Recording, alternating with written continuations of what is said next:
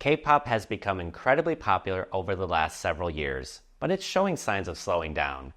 In this video of our Learn English with an Article series, you'll be introduced to the useful vocabulary and expressions from the article, K-pop's Growth Falters Post-BTS Blackpink, Industry Faces Challenges Amid Lack of New Global Stars. As usual, there are links to the full original article and a PDF study guide in the description. So first, let's break down this title. It says, K-pop's growth falters. Falter is a verb and it means to become weaker or less steady. This means that the K-pop industry is not growing as strongly as before. It says post-BTS Blackpink. Post is a prefix and means after. This means the industry is struggling after the worldwide success of BTS and Blackpink because recently, neither group has released or put out anything new. It says industry faces challenges. So the K-pop industry has problems to deal with. The word challenge can be a noun or a verb. Here it's a noun, and this noun often collocates or goes with the verb face. So, face challenges. To face challenges means to confront or deal with these challenges or problems directly. And finally, in the title, we have amid lack of new global stars. Amid is a preposition most often used in formal writing or speaking and means in the middle of or surrounded by. So this means there are no new K-pop groups or singers who have become as globally famous and recognizable as BTS and Blackpink. And this is causing huge problems for the industry, as we'll learn in our article right here. Seoul, January 23rd.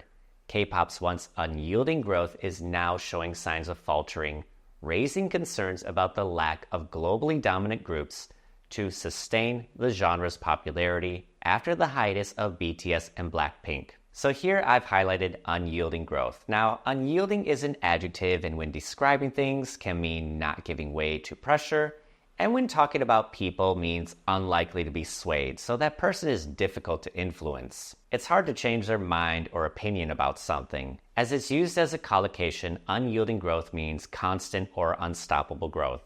So it seemed for a time that K-pop had unyielding growth. It kept getting more and more popular. Some other common collocations with unyielding include unyielding faith, unyielding loyalty, unyielding support, and unyielding resistance. Also here we have the phrase signs of faltering. We talked about the verb falter earlier. Here it's a gerund.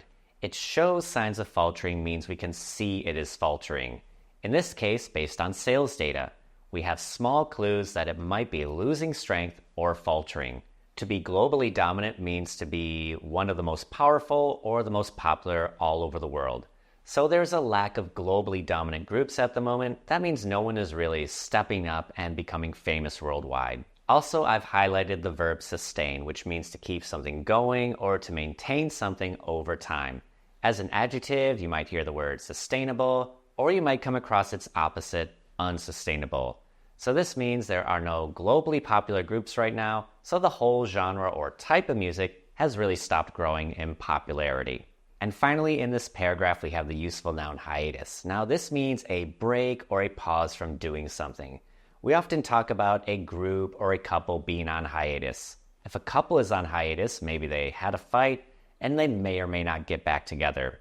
So right now, BTS is on hiatus because several members are serving in South Korea's military, and Blackpink is on hiatus because members of that group are pursuing solo projects. Continuing our article, it says, the Korean Herald reported that industry experts suggest the surge in concerts by K-pop groups post-COVID-19 may have driven strong export and sales figures in recent years. There is a growing consensus that the emergence of a new big-name group is critical to ensuring the long-term stability and success of the industry. So in this paragraph, I've got the word surge highlighted. This can be a noun or a verb. In this paragraph, it's a noun and means a sudden or large increase. Like in this sentence, after the pandemic, there was a surge in people buying concert tickets. After all, everyone wanted to see live shows again. I've also got sales figures highlighted. Sales figures are the numbers or statistics that show how much of something has been sold. We talk about sales figures being high or low, or higher than expected, or lower than expected. Also here we have consensus. This is a noun and means a general agreement. For example, we could say the team reached a consensus on the plan. So a growing consensus means more and more people agree with this. The word emergence highlighted here is a noun. You're probably more familiar with the verb form emerge, and this just means the process of becoming visible or starting to exist. So industry experts would like a big name group to emerge or start to exist. And finally, in this paragraph, I've got ensure highlighted. I made a short about this and a couple of words it's often confused with. I'll link that in the description, but this means to make certain something happens or to guarantee. Continuing, K-pop album exports and sales, which had surged in tandem with the global Korean wave, experienced a notable slowdown last year. Japan, one of K-pop's top 3 export markets, along with the US and China, saw a significant decline in demand. Over here, I have in tandem highlighted, which is an idiom and means at the same time. It is often used when two things happen or change together. It can also be used to describe when things or people are working well or closely together. We can say they are working in tandem. Like in this example, the two factories worked in tandem to meet market demand. So the factories helped each other and worked efficiently together to make sure there were enough products for buyers. I also highlighted Korean wave here. The Korean wave refers to the worldwide popularity of Korean culture, and especially entertainment, so K-pop, Korean dramas, movies, and fashion. If something is notable, it means it is important, noticeable, or worth mentioning. There was a notable slowdown in album sales, so this slowdown or decrease was big enough for companies to notice and start trying to fix. Here's an example using notable. There was a notable increase in the number of students joining the English club last year. So maybe each year the number of students is about the same. But this year there's suddenly a lot more. There was a notable increase. Also here we've got significant decline. Significant means large or important enough to have an effect, and decline means a drop, decrease, or reduction. So the collocation significant decline means a big or important decrease. So in Japan, the US, and China, there was a significant decline in K-pop album sales. So far fewer people buying K-pop albums in those 3 countries. And as we continue, we'll find out why. The decline is largely attributed to the absence of major groups. With globally recognized acts like BTS and Blackpink on hiatus, album sales among next-generation groups have suffered. So in this paragraph, we have the adverb largely, which means mostly or almost completely, and the verb attribute, which means to say or think that something is the result of a particular thing. Be careful, there's a noun attribute, which means a quality or characteristic that something or someone has, and it's pronounced attribute. So the verb attribute and the noun attribute. But let's focus on the verb because that's what they use here. So when we say something is largely attributed to another thing, we mean that something is the main reason for something else happening. Like in this example, the success of the movie was largely attributed to the strong cast. So the movie had a lot of stars in it, and as a result, it was a huge success. I've also highlighted absence of major groups. So absence is a noun and means missing or not present. As an adjective, it's absent. You could be absent from school, which means you aren't at school. This means the biggest and most famous K-pop groups like BTS and Blackpink aren't releasing albums or touring. There's an absence of major groups. Next generation highlighted here describes something newer, more advanced, or meant to replace the current version of something. It often refers to technology, products, or people who will lead in the future.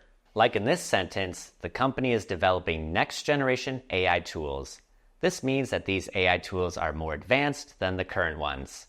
This paragraph also talks about next-generation groups. These would be younger or newer K-pop groups. The album sales worldwide of groups like TXT, LE SSERAFIM, or aespa are much lower than BTS or Blackpink.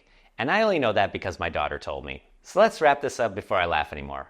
Music critic Kim Young-ha told the Korean Herald, "First and foremost, the absence of major groups is undoubtedly the biggest factor. In the past, digital and physical album sales were largely driven by a few top-tier teams. Despite these challenges, Kim stressed the urgent need for new major groups to ensure K-pop's continued growth." So in these paragraphs, they talk about why album sales have dropped and what is needed for future success. I've highlighted the phrase first and foremost. This means most importantly, and we use this phrase when listing reasons. And it means the first thing to focus on. If someone asks me how to improve their English, I might say, first and foremost, you need a good study plan. I've got a growing collection of videos that can help in my Learn More Effectively playlist, so go check those out after this video.